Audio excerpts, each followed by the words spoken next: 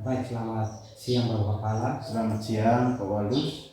Pertama-tama saya ingin mengucapkan terima kasih karena Pak Kepala telah meluangkan waktu dan memberikan izin kepada saya untuk melakukan kegiatan wawancara dengan Bapak. Kegiatan ini dimaksudkan untuk sebagai tugas terkait pengambilan keputusan berbasis nilai-nilai kebajikan modul 3.1. Baik, tetapi sebelum itu Bapak, saya mohon izin untuk Bapak dapat memperkenalkan diri. Baik, terima kasih Pak Walus untuk kesempatan siang hari ini. Selamat siang Pak Walus. Selamat siang Bapak. Baik, perkenalkan diri saya yang nama Yanurus Jalan Fahid, SPD MPD. Saya adalah kepala sekolah di SMK Negeri Baaf, atau kepala sekolah dari CGT Hebat yang bernama Wolfharus Kosta dari SMK Negeri Baaf. Baik, terima kasih Bapak atas perkenalan singkatnya. Baik Bapak, sebagai kepala sekolah, tentunya Bapak pernah mengambil satu keputusan. Suatu keputusan di sini yang dimaksudkan adalah jika Bapak mengambil satu keputusan dan ada dua nilai yang saling bertentangan Bapak, itu kita bisa sebut dia sebagai dilema etika. Jika nilai-nilainya bernilai benar, maka ini disebut dilema etika. Sedangkan kalau ada dua nilai dan satunya bernilai benar dan satunya bernilai salah, maka disebut dengan rujukan moral. Jadi sebagai pertanyaan pertama Bapak, terkait pengambilan keputusan Bapak, bagaimana kira-kira Bapak dapat mengidentifikasi kasus-kasus yang merupakan dilema etika atau rujukan moral? Baik, terima kasih Pak Walus untuk pertanyaan pertama berkaitan dengan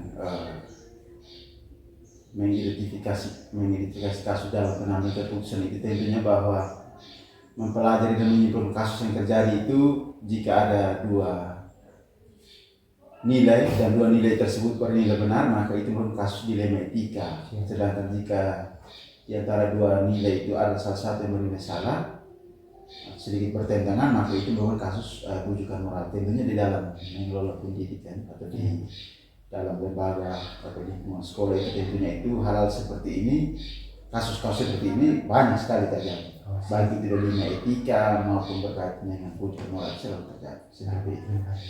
Baik Bapak. Jadi untuk mengidentifikasi kasus-kasus itu yang Bapak lakukan itu mempelajari dan menyimpulkan kasus. Jika ada dua nilai yang bernilai benar, maka itu merupakan dilema etika. Sedangkan kalau ada salah satu nilai yang bernilai salah, maka dia merupakan rujukan moral. Baik. Untuk pertanyaan selanjutnya Bapak, selama ini bagaimana Bapak menjalankan pengambilan keputusan di sekolah Bapak, terutama untuk kasus-kasus di mana ada dua kepentingan yang sama-sama benar atau sama-sama mengandung nilai kebajikan? Baik, tentunya bahwa berkaitan dengan pengambilan keputusan berkaitan dengan kasus-kasus yang terjadi, ternyata di dalam pendidikan guru penggerak itu kita bisa bedakan mana yang masuk dilema etika, mana yang masuk dalam rujukan moral. Namun berkaitan dengan ini, selama ini sudah kita jalankan, sudah sebagai pimpinan tentunya itu akan berurusan dengan hal seperti ini. Nah, saat mengambil keputusan berkaitan dengan yang ada dua kepentingan sama-sama benar, biasanya itu kadang-kadang juga sedikit rumit karena bagaimana kita mempertimbangkan rasa peduli, terus perasaan, rasa kasih dan juga empati terhadap ini nanti keputusan yang akan kita ambil. Oleh karena itu berkaitan dengan pengambilan keputusan ini, kalau berkaitan dengan dilema etika itu memang sering kita alami dan juga bahkan rujukan moral itu sering kita alami karena bagaimana kita memutuskan itu kan intinya itu bahwa nanti tidak ada artinya efek terhadap pengambil keputusan itu minimal itu risikonya itu kecil yang terjadi. Nah, oleh karena itu dalam mengambil keputusan itu berkaitan dengan dua kepentingan yang sama-sama benar, itu tentunya itu bahwa rasa peduli terus rasa kasihnya juga empati dari pimpinan itu pasti selalu kita pikirkan yang itu, dan juga kita juga memikirkan dampak baik itu dampak panjang atau dampak menengah maupun dampak pendek. Nah, biasanya itu kalau ada masalah-masalah tertentu yang saat ini terjadi tidak bisa kita langsung putuskan hari itu, kita bisa langsung ambil keputusan hari ini, tapi mungkin butuh butuh refleksi dan juga butuh bantuan, dan juga mungkin harus diputuskan melalui forum besar melibatkan rekan-rekan guru, maka itu bisa tidak terjadi, keputusan itu tidak terjadi hari itu juga, tapi masih membutuhkan waktu. Itu seperti yang selama terjadi seperti itu. Baik, untuk pertanyaan selanjutnya Bapak, Ya. itu langkah-langkah atau prosedur seperti apa yang biasa Bapak lakukan selama ini terkait ini pengambilan keputusan untuk kasus-kasus dilema etika Bapak? Oh ya, baik. Berkaitan dengan kasus dilema etika dalam mengambil keputusan itu yang dilakukan selama ini, tentunya bahwa kita lihat dulu kejadian atau kasusnya itu seperti apa. Oh iya. Terus kita lihat juga siapa-siapa yang terlibat di dalam kejadian atau kasus-kasus itu. Setelah itu, apakah nilai apa yang nilai apa yang terkandung itu, apakah itu dia bertentangan atau seperti apa? Siap. Sehingga kita juga bisa mencari data atau mengumpulkan fakta dan juga informasi taman terlebih dahulu yang nanti bisa membantu kita untuk membantu kita untuk mengambil keputusan. Karena tidak secara cepat-cepat kita langsung mengambil keputusan, tapi kita juga perlu ada pengumpulan data, mencari tahu dulu, mencari dulu kasus-kasus itu seperti apa, sehingga selama dalam mengambil keputusan juga risikonya itu kecil. Siap. Seperti itu. Baik, terus pertanyaan selanjutnya Bapak. Ya, silakan. Hal-hal apa saja yang selama ini Bapak anggap efektif dalam pengambilan keputusan pada kasus-kasus dilema etika Bapak? Berkaitan dengan dilema etika yang selama ini saya jalankan itu, tentunya bahwa dalam mengambil keputusan itu, tentunya saya tidak pernah mengambil keputusan secara sepihak, itu tidak pernah dilakukan. Mengambil keputusan secara sepihak itu kecuali berkaitan dengan eksekusi yang memang membutuhkan.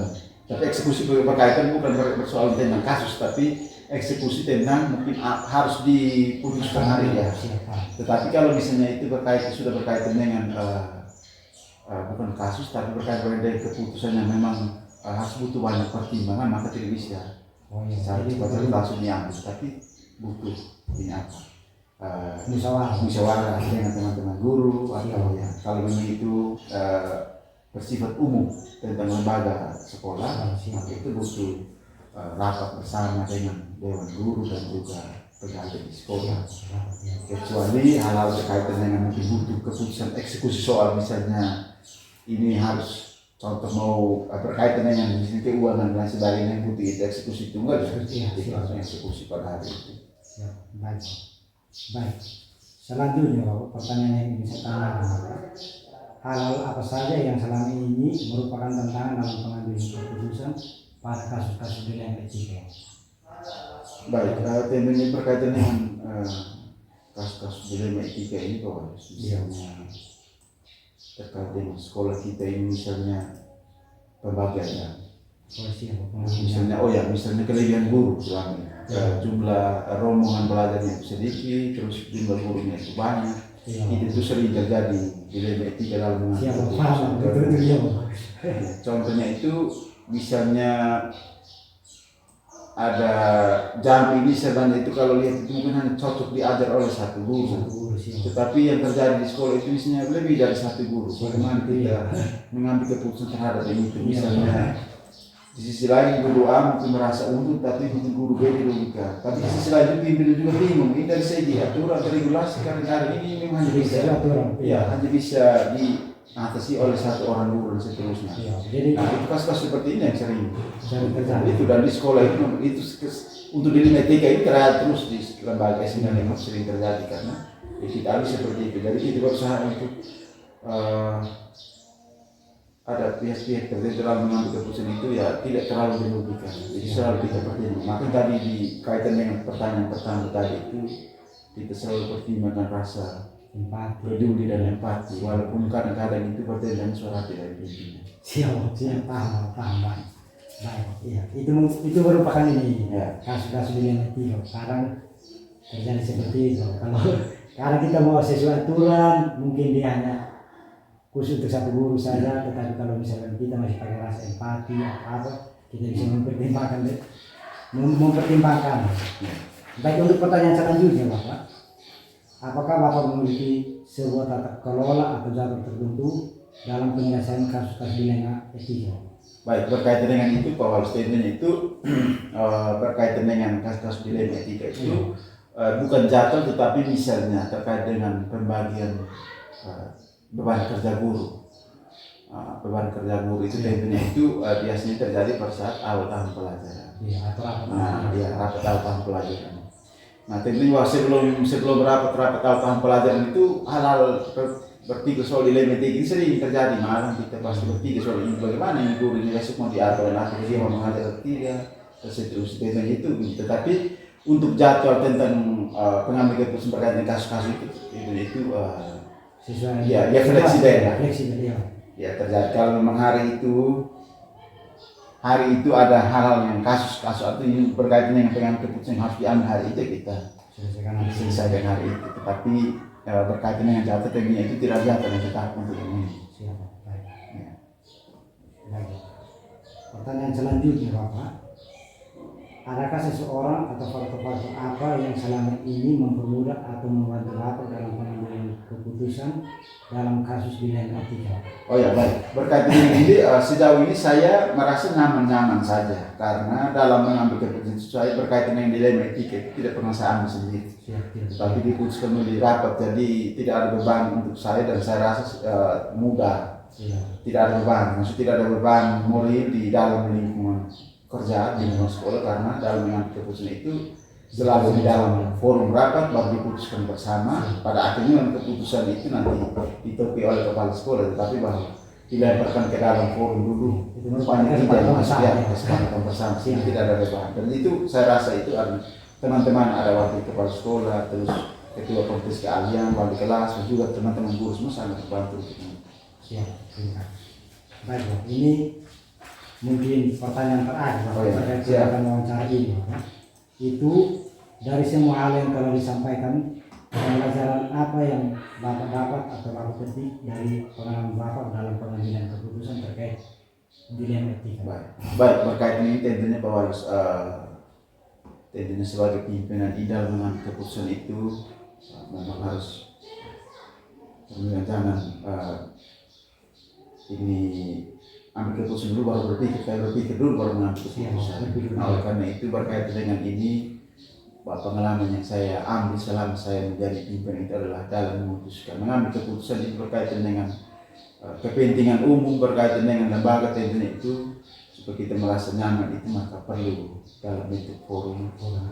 Ya, dalam bentuk forum baru ada usul saran, ada masukan baru sebagai pimpinan mengambil keputusan.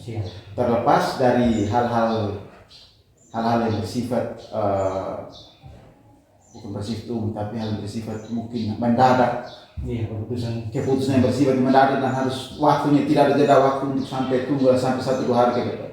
Maka itu adalah biar kita ambil keputusan secara langsung. Tapi tentunya kita berpikir bahwa keputusan kita ambil itu nanti pada akhirnya informasi kepada semua pihak warga sekolah juga dapat menerima itu.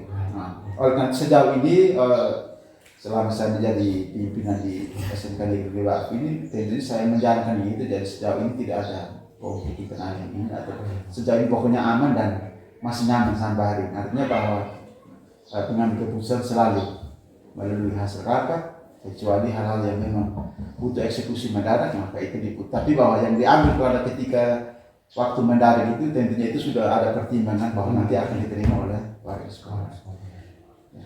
Baik Pak, terima kasih. Itu tadi pertanyaan terakhir. Baik Pak, ada satu kata yang seperti itu untuk pengambilan keputusan itu Bapak. Ya. Hal yang perlu kita ingat bahwa berpikir dulu baru mengambil keputusan. Jadi itu satu kata yang menurut saya penting Bapak, bahwa untuk mengambil satu keputusan kita jangan terburu-buru atau kita langsung mengambil satu keputusan tanpa berpikir Bapak. Ya, sehingga saya akhiri dengan ini slogan tentang yang manis jangan cepat ditelan, yang pahit jangan cepat. Siap, mantap. Terima kasih Bapak ya. Baik Pak, mungkin kegiatan wawancara kita cukup sampai di sini. Sekali lagi terima kasih Bapak. Baik, terima kasih banyak Pak Walu. Semoga pendidikan di Guru Penggerak menyenangkan, tetap semangat sehingga diskusi mengangkat nama baik SMK Negeri Wakaf. Terima kasih. Salam dan hormat. Terima kasih Bapak. Oke Bapak.